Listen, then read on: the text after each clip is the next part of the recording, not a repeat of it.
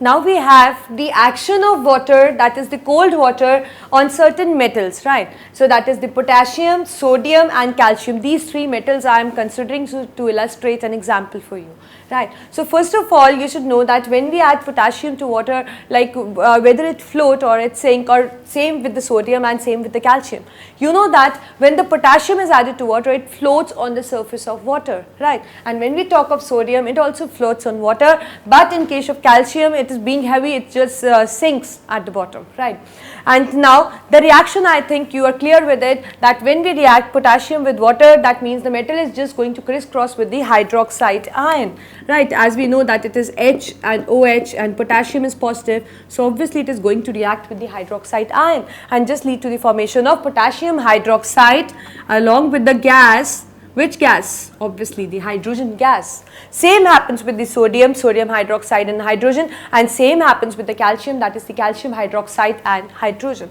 But you know, the nature of reaction is somehow different in them, right? This reaction is highly exothermic, it leads to the production of excess amount of heat, and in this case, though the heat is evolved, but comparatively it is not too high, right? Means that it is you can say comparatively less exothermic than the potassium one, which when it reacts with water, and it is, you can say, very little amount of heat is evolved when calcium reacts with water. So you can just you cannot classify, or you can just not illustrate this reaction as an exothermic reaction, right?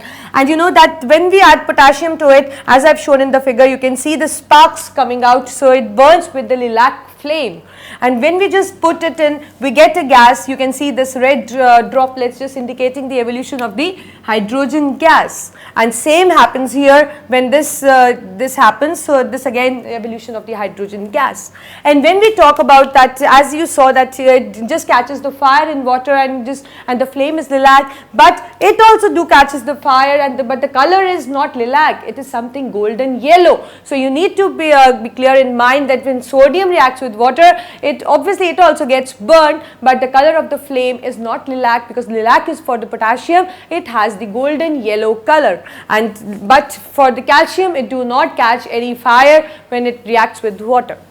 Moreover, so you can say that reaction is highly vigorous, it occurs in a second, right? So it is highly vigorous in nature and highly exothermic, but comparatively it is not too vigorous, like comparatively, or you can say it is less vigorous and it is less exothermic, and the flame is of golden yellow color. And likewise for calcium it is different, that it is actually you can say a smooth reaction, no such fire occur. So this is how the metals just react with the cold water, that is the potassium, sodium and the calcium. So you need to, like if somebody asks you, you should be familiar with the color of the flames, with the figures, with the exothermic nature, and what the reactions we get, and whether this metal floats or sink, you should know that, right? So this is an important property, the reaction of cold water. I'll write cold here.